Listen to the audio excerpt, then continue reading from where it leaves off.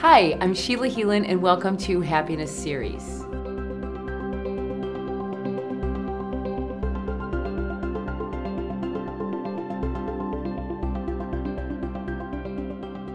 We are honored to have renowned intuitive counselor Tony LeRoy with us today. He has helped people from the East to the West Coast and all throughout Europe. He is currently based in New York and LA, and he has created a program just for you about getting your heart's desires. People, this is a big key to happiness.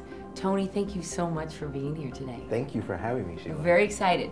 Okay, we're gonna get right to it. Yep. The first thing we can do today to start on our path.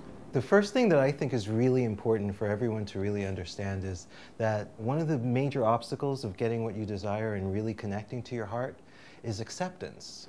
Finding a place of acceptance, like accepting who we are today, accepting what we've done in life, accepting our mistakes, accepting those things that we've done where we can be, grateful for. Accepting it all. Accepting it all, exactly. And so if you come from a place of truly acceptance, like I accept my life the way it is today, that's a really key first step because it gives us that space where we can neutralize past events. It gives us that place where we can really open up to creating a new slate, a clean slate, and once we do that, everything starts to move forward. It brings us into that place of allowing more things to open up in our life. So that's where you start off because you can't really start, is what you're saying, until that happens. Until you really accept, this is where my life is. Because when you come into a place of really understanding, this is where my life is, you're at your first step, and it's a clean slate. Oh, that's beautiful.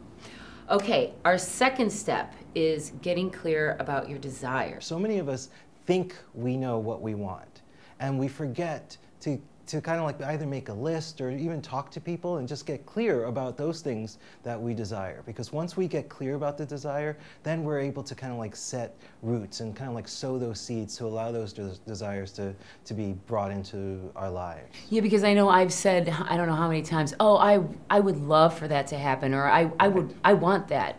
Exactly. But when you don't have that laser focus. And it doesn't even have to be so laser focused because sometimes you hear people like say you have to really be 100% clear about those things that you want. I don't actually believe that. I think you can be clear and at the same time make space for something more to come in. That takes a lot of pressure off then. It does, doesn't it? Because what it does is it gives you that space of really saying, you know what, I'd love to be in a relationship. And then you not only find a relationship, but then you find a person that who's open to creating a family or living in other parts of the world. I mean, things beyond your mind. Exactly. Going that's beyond fantastic. what you expect, going beyond what you think is going to happen for yourself. You can kind of like create ways of, there's the vision boards or the treasure maps or all those different things that are out there in the new age world. But they actually work where you kind of like say, oh, this is the things that I'd like to have, and just make a list.